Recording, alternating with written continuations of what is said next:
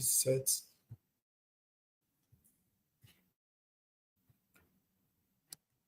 Hi, good evening, everyone. Trust you're doing good. How are you today? This is the second week of our Billionaires Bootcamp. All right, and today we're going to be learning how to pitch your business. All right, I'm not going to be teaching it, obviously. I forgot to introduce myself. I'm Dom Victor, the CEO founder of Avantage, and I'll be your host for today. So quickly, we're going to jump straight into what we have for today, and it's how to perfectly pitch your businesses, right, to get funding for your startup or seed stage from investors up to millions to billions of dollars. All right. Because that's one major issue we found out that startups have the ability to convey your idea to an investor and secure a deal. All right, either an equity deal, a donation, a support from either an angel investor or a company or an organization of whatsoever sort. All right, so you're going to be learning that here today. Stay tuned, like and subscribe if you haven't. I sincerely don't know why you wouldn't subscribe if this is actually, giving you value. I mean, why not click on the like button there and subscribe as well? Okay, we have so much in store for you. Stay tuned. Cheers. So right now we're going to be calling up our speaker. Please just connecting, stay connected, and I promise you get the best out of this.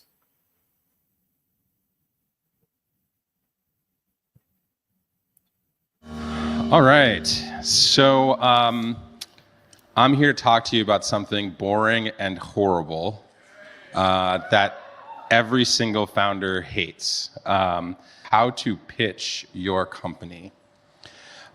We just got through demo day and helping over 200 companies pitch investors. And pitching investors is basically the most painful thing that companies do. What I find fun is that any founder you talk to can remember every single investor who said no to them. And they hold a special kind of, I don't want to use the word hatred, but they hold a special something for those people, and they desire to prove them wrong. And so what I wanted to do today is give you all the tips that we give YC companies to be much more successful at fundraising when you are pre-product market fit.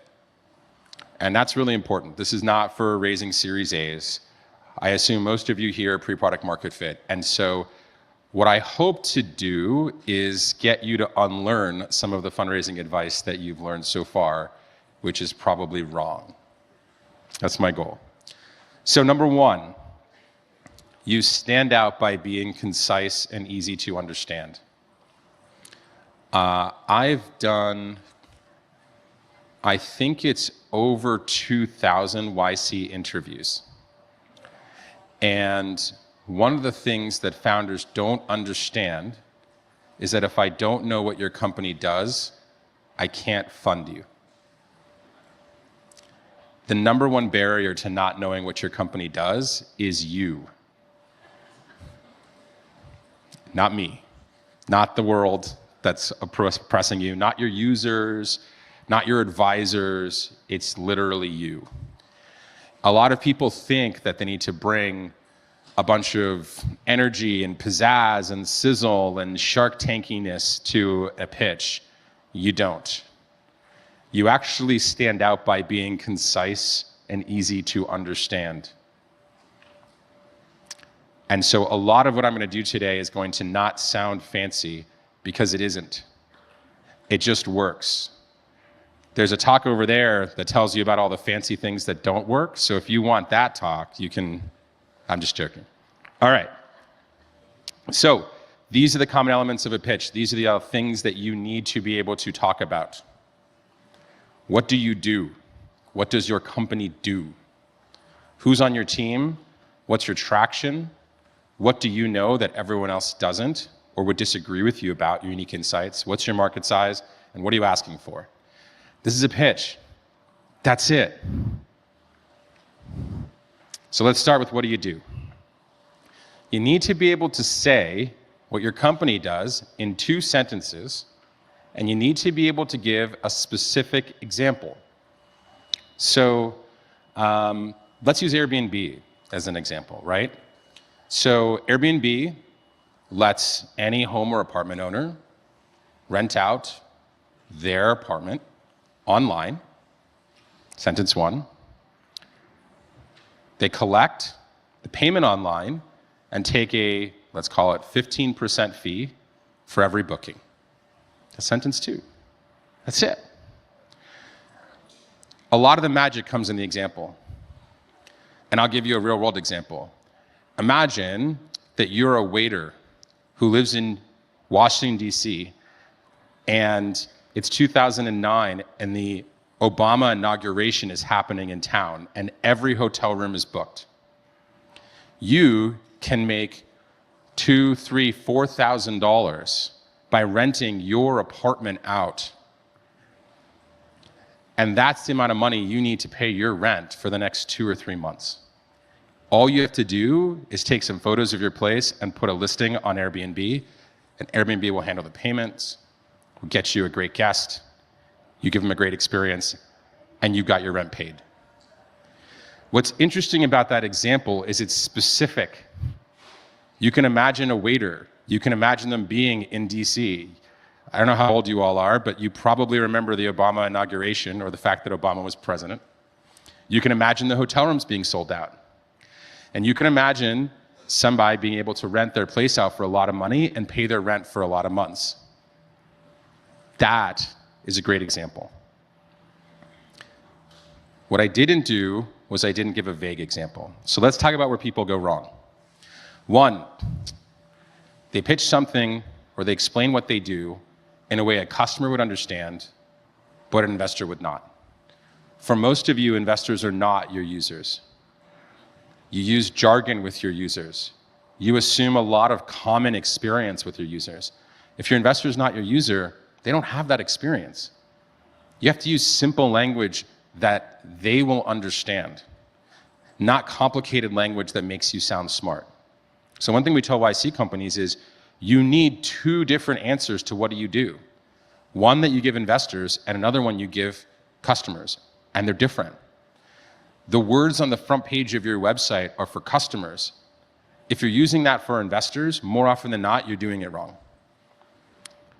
Number 2, they try to be 100% accurate. There were a lot of details I left out of Airbnb in that 2-sentence description with the example, but it was clear and easy to understand. Your goal should be 80% accurate, 100% clear, not 100% accurate, 50% clear. I talked about an example that's too general.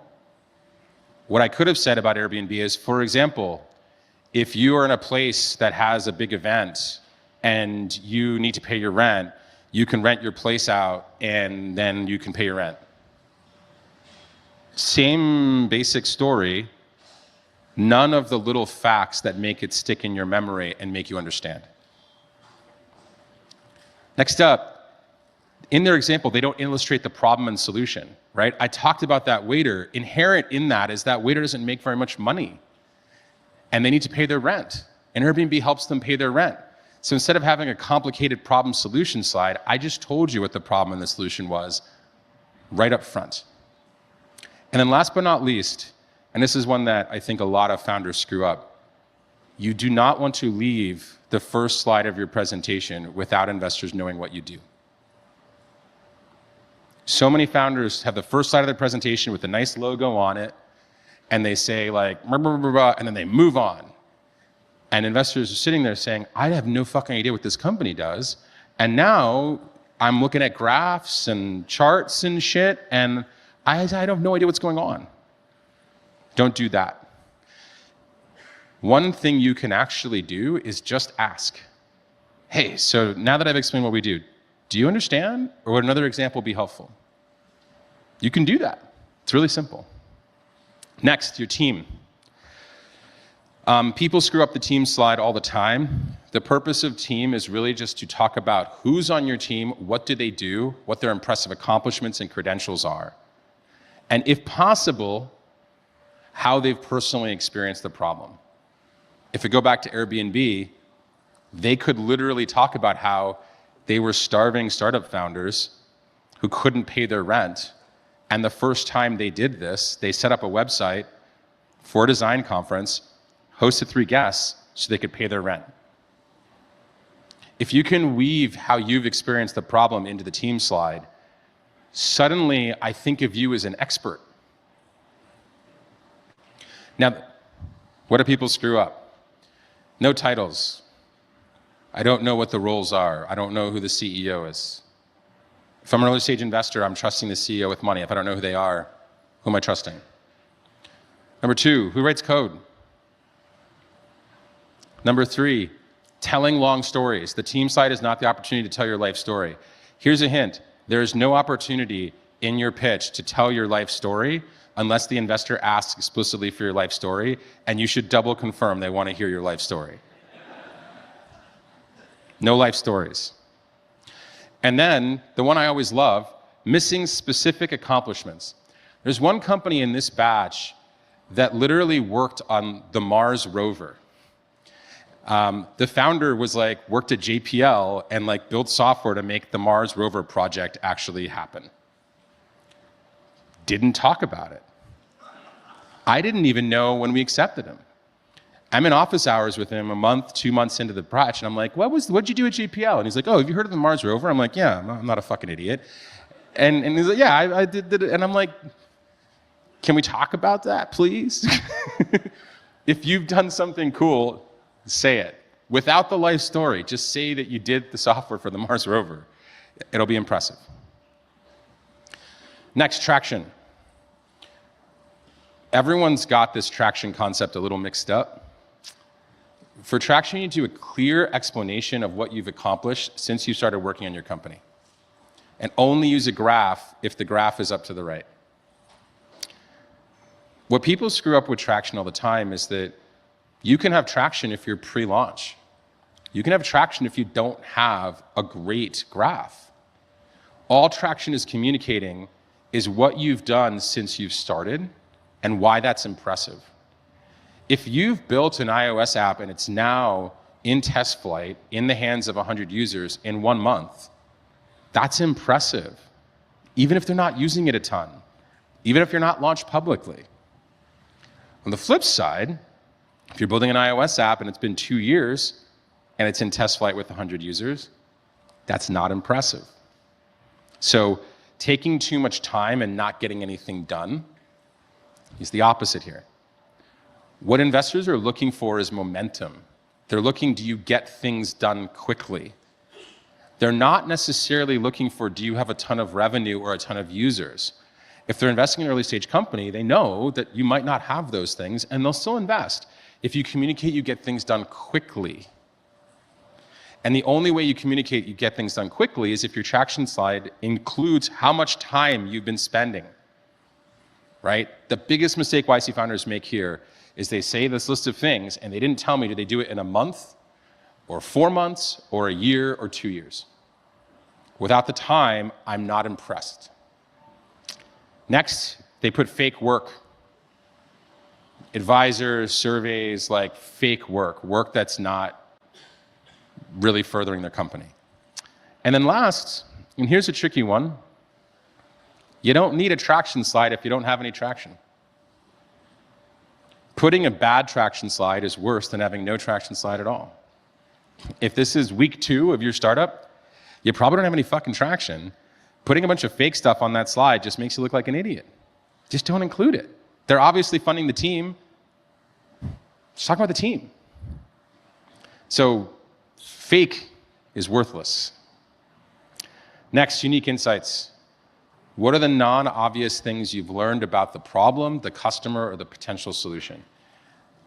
This, I think, is the most intellectually interesting part of a pitch, but you only get the right to do this if I know what your company does and if I'm impressed with your team. A lot of founders try to skip to this point, and if I don't know what your company does, I can't tell whether your insight's good or not. So, when you think about unique insights, I love using Airbnb as an example. Airbnb had one that was very unique. all of the other products that came before it, that let people do timeshare and list their spaces online, didn't process payments. And as a result, processing payments in a low trust environment where you have never met the host and the host has never met you is scary. And it prevents hosts from hosting and it prevents guests from booking. Whereas if a third party stands in the middle and processes payments, both parties can trust that third party more than they trust each other, and it facilitates the marketplace working. That's an important, unique insight, but if I had said that shit and not mentioned what Airbnb does, you'd have no idea what I was talking about. Common mistakes. Your insight's not unique. If you were to survey 50% of the people in this room or greater would agree with the thing that you're saying when you say it, it's not unique. Number two, not being specific with your examples. This is another place where vagary comes in. Like, you can tell a story here about your unique insight. You can tell a story about how you learned it. If Brian was up here, he would talk about he learned this insight when he went to South by Southwest on his platform when it didn't do payments and forgot to bring money and had a super awkward experience with his host who thought he was trying to rip them off. Right? Bam, that's a real good learning. And then last but not least, not using numbers and facts. Especially if you're talking about unique insights you've learned from your users, quote numbers, quote facts. It makes it feel more real. It makes it real. Next up, market size. Everyone screws this up.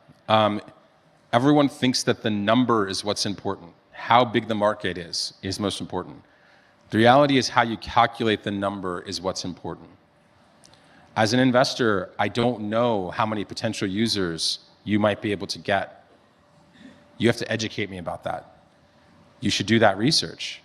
I don't know how much you're going to charge the users, and I don't know why you're going to charge them that much money. I don't know if there are other products that they're buying that cost this much money. I don't know how much value you're creating for them. Showing me this bottoms-up calculation of how many users and how much you can charge them and why teaches me a lot. If you teach me in a pitch, I think of you as an expert and I want to fund experts. So, how do people screw up? They quote some report. JP Morgan said that the online e-commerce market is 120 trillion and growing 20%. But it's like, who the fuck cares? You're not teaching me anything. Number two, not showing the math. Show the math. There are this number of users. We charge them this much. Show me the math. And then three, not talking about comparable products. So if we're going to replace Figma and you're pricing competitive with Figma, tell me that. Tell me Figma charges this much and we're going to charge this much. Hell, tell me you're going to charge more because you're going to create more value than Figma. But throw in a comparative so I understand why that price is that price. All right. Next up is the ask. This is, I think, the really interesting one, and I can kind of share some personal stories about this. In your pitch, you actually have to ask for money. You would be shocked at how many pitches people do and they don't ask for money. I think that it's on the order of 70%, where the pitch is done, the founder asks if there are any questions, the investor says no, the meeting ends, no money was ever asked for. Now, I want to put you into the mindset of an investor for a second. I've been an angel investor for, 7 years. There are three mindsets I have when I'm listening to a pitch. Mindset one is, I will never fund this company. Most common, we'll never fund this company. Mindset two, I will definitely fund this company. Least common, extremely rare.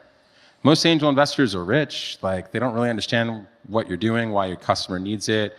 They just met you. Least common, I'm excited to fund this company. Category three that people don't talk about. If they ask me, it will be uncomfortable for me to say no, so I will write them a check.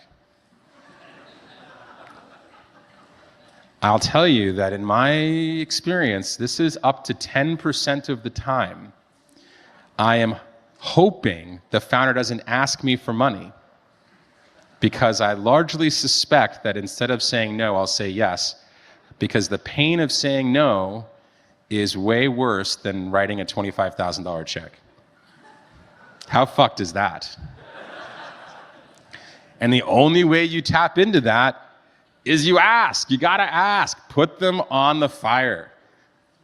And this is especially true for angels. This is especially true for angels. You gotta ask. So what are the common errors? This is pretty simple. Not asking, right?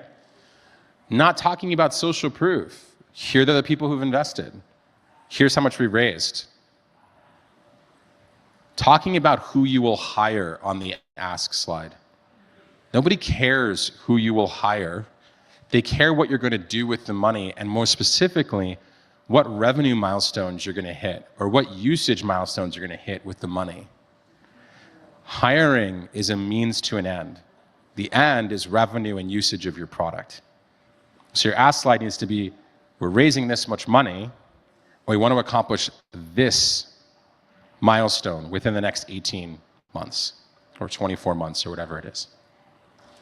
I think what's interesting is that if you don't have that goal of where you want to be 18, 24 months from now, you're not going to be good at this ask slide. So make the fucking goal. And make it something that people would be excited by. And then ask for money. All right. So we've gone through the individual elements. Here are the mistakes that people make overall. They don't order their points from most to least impressive. The format that I gave you, you can mess around with. After what do you do, which should be at the beginning, that's pretty fucking clear, and the ask, which should be at the end, that's pretty clear. The elements in the middle need to be ordered by which is most impressive.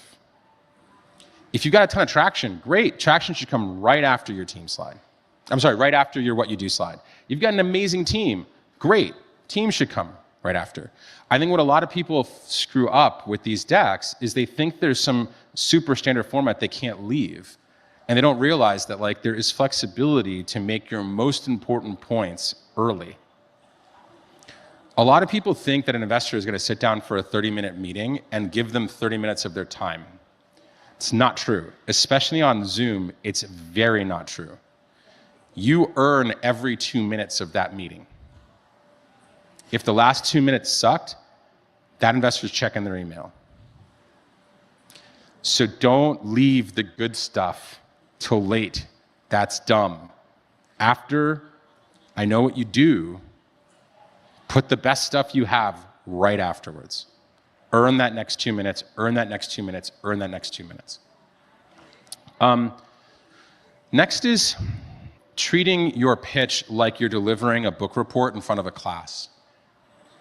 Your pitch should be nothing like what we're doing here right now. It shouldn't be you are delivering and they are waiting and listening. Ideally, your pitch should be a way that you can draw them into conversation. Now, doing this is hard. Like, this is actually a very hard skill. It's a lot easier just to deliver the pitch and then ask for the grade. But what most people don't realize about investors is that you're not really convincing an investor to invest. They're convincing themselves to invest. The more they can talk, the more they can talk themselves into giving you money. And if any of you have done sales, you know that like a common sales coaching technique is to look at a call recording and figure out how much time was the customer talking versus salesperson talking. If the customer's talking 50% or more of the time, it's much more likely that they're gonna buy. If the investor is talking 50% more of the time, it's much more likely they're gonna buy. So one of the best techniques is any time you see a peak of interest in any part of your presentation, run with it. Oh, you looked interested in that. Did you have a common experience? Oh, I see you funded X, Y, and Z. I think they had to deal with something similar. Like, get them talking. If the investor's like, oh, you know, I'm really interested in this da-da-da thing, and it's the third or fourth slide in your deck, just skip to that fucking slide. Don't say, oh, let's wait, like, I'm gonna get to that. Don't get me out of my order. Like, it's like, fuck you, like, get them talking. Because the more that they're contributing ideas, the more that they're making their own connections in their head about why this thing's gonna work, the more they're gonna convince themselves to give you money. So I can't tell you enough, this isn't a book report, it's not a paper, right? What's weird is that you don't really have this experience with any teachers in your life. It's not really taught in an educational environment. Get them talking. Next, not paying attention to the investor. A lot of pitches nowadays are on Zoom. You got a close-up of that person's face. And if you actually look at it, you can tell whether they are interested in what you're saying or not. If you look. I'm a really crappy poker player, but I tried this once playing poker, like spending most of the time looking at the faces of the people around the poker table and not like looking at the hand that I was about to lose money on. And I learned a lot. Investors have a ton of tells. They're not trained poker players who like hide their tells, put sunglasses on and like headphones and shit, right? Their face is an open book. You can tell whether they're interested or not if you're looking. And last but not least is distracting slides. I hope you notice these slides are the most boring, basic, bullshit design slides in the universe, right? And there's a reason. I want you to look at me and not look at the cool background image on the fucking slide. If your slides are visually interesting, that means I'm not focused on you, the person I want to give money to or not. I'm focused on some designer's work. If you need a designer to build a slide deck, you're doing it wrong. And here's an even deeper, more important point. Your designer has no idea what the most interesting and important points of your pitch are. So if you hand them your pitch to design, they will emphasize the wrong things. And it's not their fault. It's your business. You understand the most important things, not someone else. So a designer is going to try to create something visually interesting.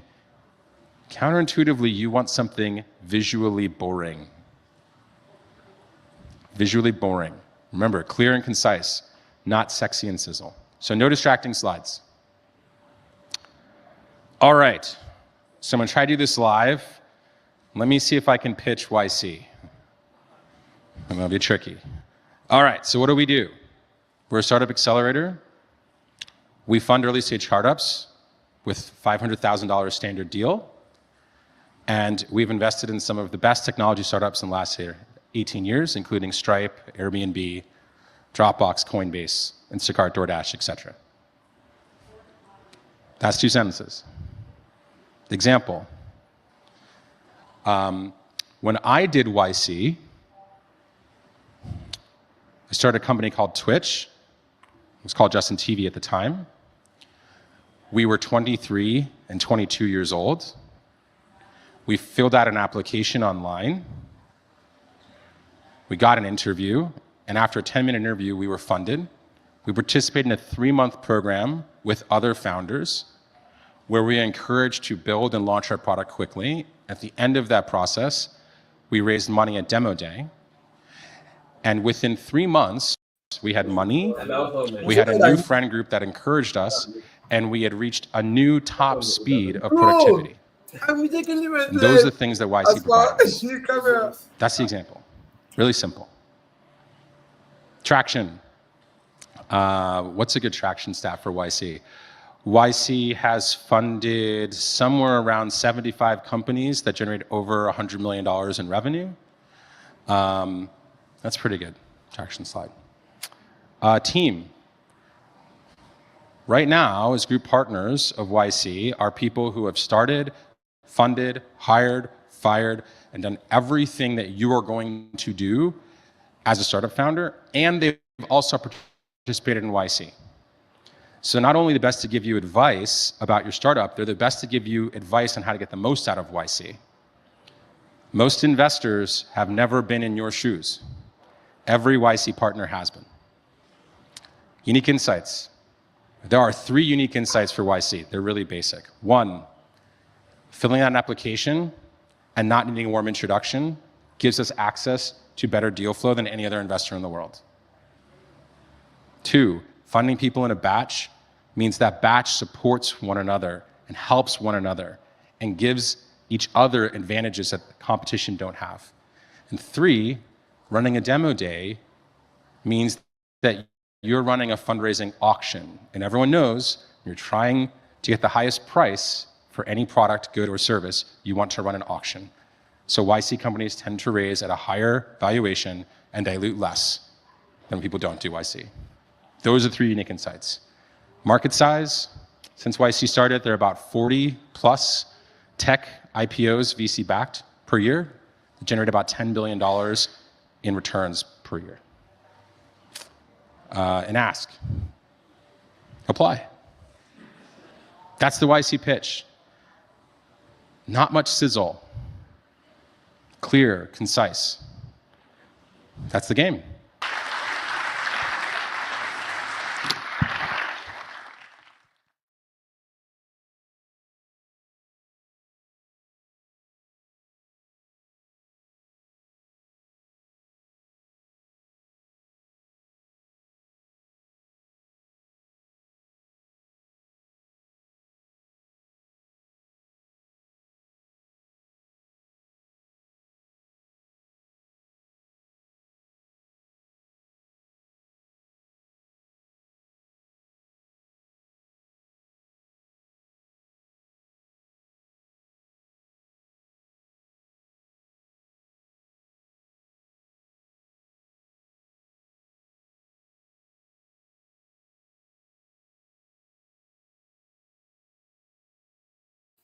Okay, guys, sorry for the inconveniences on the audio. I have to take everything I just said over again. So I believe you learned a whole lot. I did a whole lot that we could utilize in our various businesses. So I want you to go into the comment section and type the things you learned. Okay, just type it. The major things you learned on how to implement in your business. Okay, after following the video. So just type it in the comment section. I'll be taking 10 questions that were asked during the course of the session. Okay, so the first is, what's the most important things investors want to see in a seed stage startup? What's the most important thing an investor wants to see in a seed stage startup? Okay, and the answer to this is clarity. No other way to say it, no way to sugarcoat it. Clarity. An investor wants to see clarity, right? Investor wants to quickly understand what your startup does. The investor wants to quickly understand what your startup does, the problem it solves, and why you're the right team to build it. Okay? They want to see these things. They want to understand the business literally, not so much jargons or English. They didn't come to learn how to run a business. You need their money. And all they care about, permit me, every human being is designed to be selfish. It's the truth. All right. You're not going to change that. So you coming to me as an investor, you're coming to me with a business I don't have any interest in. I have no idea this business exists. So you want to let me know what you do, how you make money, how it will benefit me. Okay, how far it's going and all of that. So clarity is very, very important. Clarity is very, very important. And then the next question I have here is, how do I structure my pitch if I don't have a product yet? If I've not gotten to pre-product market fit. If you don't have a product yet, how do you structure your pitch? Focus on the problem you're solving. That's what I would say. Your insight into the problem. Focus on that. What's the problem you're solving? Sell the solution, even though you haven't implemented it yet. Okay, it's literally like a pre-order. You don't have the product here available to sell, but you can restructure and rebrand it in a way that people are interested in it even before you give it out, even before it's available to go out. Okay, so sell the problem. Focus on the problem, your insight into that problem, and your plan, your line of execution, your expression of the idea. Focus on the problem. I take again your insight into the problem and your plan. Show the investor that you deeply understand the market you execute, and based on the market, you're executing it with speed and purpose. Let the investor know that yes, this is what I want to do, this is what I want to do, this is how we're going to do it, this is why it's so important, and that's why we need you, that's why we need you, that's why we need your money. Okay. Now for the next question, what are the common mistakes that kill a pitch early? What are the common mistakes that kill a pitch early? Because if you notice very well, you start a pitch and then you lose your audience. They're no longer interested. Just want you to be over and go. If it's 5 minutes, get off the mic in 5 minutes time and leave. If it's 2 minutes, guy, can you go? Because you've missed something. Something is off. Okay. So what is that? What are those things that you need to get? And number one is talking too much. A lot of people talk too much without getting to the point. You lack focus, overhyping without substance. Right? When you are giving me too much information that I have no interest, you lose interest eventually. Because you're telling me too much. I don't want to know. I don't care. I just want to know, what are you doing? How much do you need? What do you need? Right? Because it interests me. So don't give too much information. Don't divulge too much. It's called decoupling. You need to know how much you need to let the investor know. And note, you're not telling them everything. They don't want to run your business for you. It's a pitch. So you tell them what interests them. Leave out the negatives. Tell them what interests them. What will get them interested. Most at times in elevator pitches, you don't have made the time to go into details. If you got from the what's it called, the session we just had, there's no time to go into details. Tell them what they will understand, like you're talking to your grandmother. Okay, that's what they're interested in. Talk to them like you're talking to someone that's learning, someone that's struggling to understand you, and you get along quickly. Okay. So for the next, is traction more important than vision? It's an interesting question, I'd say. A very interesting question. Is traction more important than vision? This is what I would say. At the seed stage, your balance is key. Traction is important because it validates your execution, but a compelling vision shows long-term potential, and a lot of investors are interested in the long term, the next 5 years, next 10 years, the next 20 years. Okay, traction validates your execution, like I said before, but a compelling vision shows long-term potential. If you lack traction, your vision has to sell more.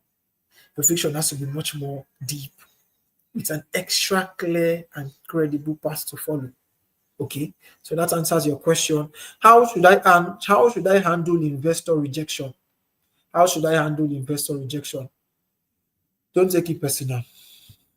No, it's not that deep. There's not just one investor in this life for you. Okay, so there's this saying: when you come to the table, like you don't mind leaving without a deal, you most definitely most of the time will get it. Whenever you come desperate, you come like you can't live without it, right? A lot of the times you live without it. I'll say it again. Whenever you come to a negotiation ground, a negotiation table, acting like you can't live without that thing you're negotiating for, most definitely you will live without it. They won't give it to you. So don't act desperate. Your life will not end because of one pitch. Okay, it may not turn out that way. So you take notes, learn what you did wrong, what you did right, what you should have done better, and work on yourself and face the next pitch. Okay.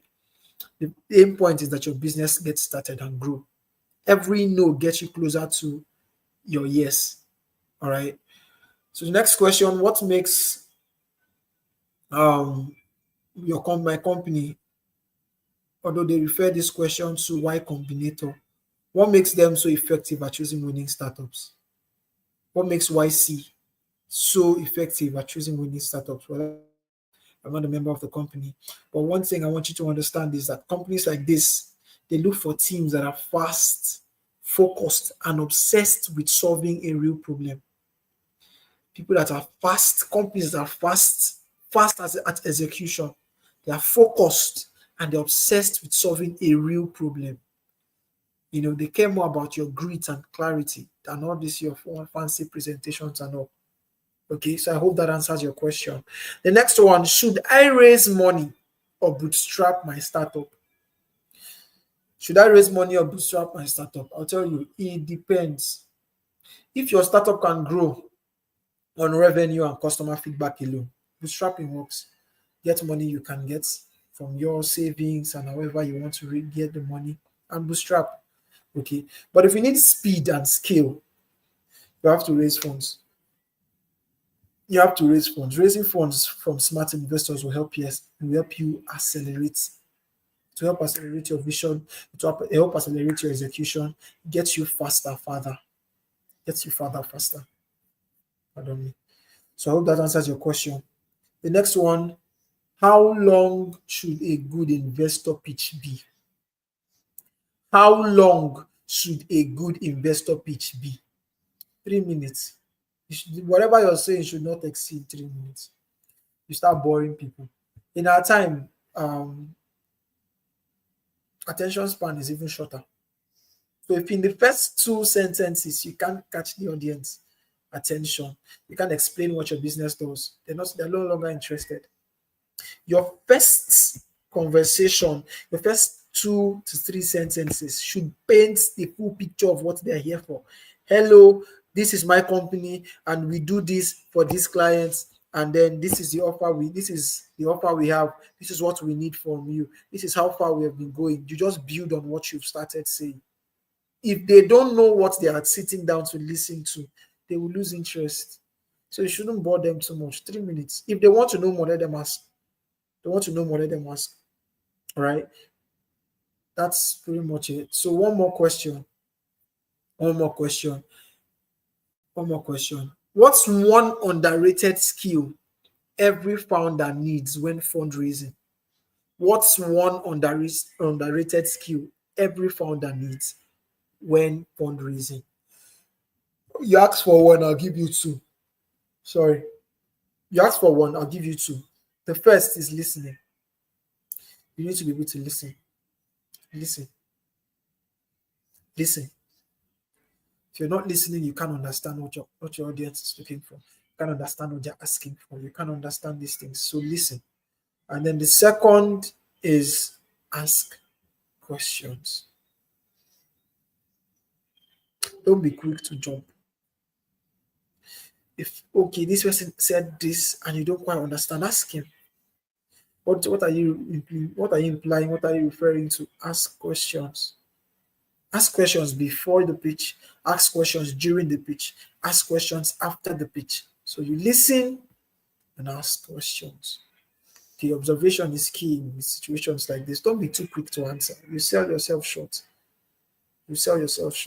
So with this being said, I hope you learned so much from the stream today. I sincerely hope you learned so much. I want to say a big thank you so much, my viewers, for being a part of today's powerful session on how to pitch to investors and raise funds as a seed stage startup. If you're taking notes, take action. Don't just take notes. Make sure you take action. If you've been inspired, let it reflect on how you build. All right. I want to get your testimonies every single time we're joining here. I'm so pumped up so that we get the best businesses started up in Africa. All right. So coming up tomorrow on the same station at the Avantage Billionaires Bootcamp Day 7, we dive deeper into another high impact session designed to sharpen your execution and growth strategy. We'll be announcing our speaker on IG and YouTube right here. So stay tuned. It's going to be an awesome time. All right. And also, don't miss our upcoming pitch competition. Do not miss it for anything. We'll be selecting the top founders to pitch live in front of a panel of investors, mentors, and business leaders. This is your shot. This is your shot to get visibility, feedback, and even funding support from the Avantage community. All right. To participate or nominate someone, check the description or visit our page right after this stream on IG. Follow us on Instagram at AvantageOfficial_01, at AvantageOfficial_01. Subscribe and turn on the notifications because you do not want to miss what's coming. Until then, keep building, keep believing, and keep becoming. Avantage cares. Cheers.